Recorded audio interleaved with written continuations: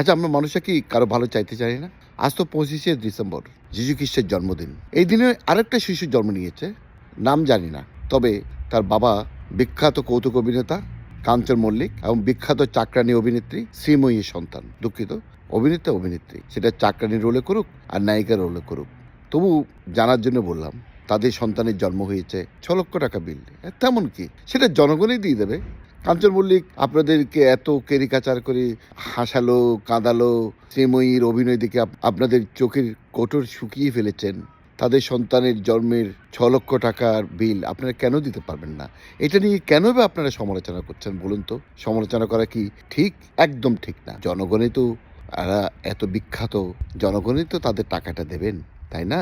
কাঞ্চন মল্লিকের মতো গরিব অভিনেতা এত টাকা কোত্থেকে পাবেন? আপনারা দিয়ে দিন জনগণ, কঞ্জুস হবেন না। মাত্র তো 6 লক্ষ টাকা, কি আর তেমন টাকা?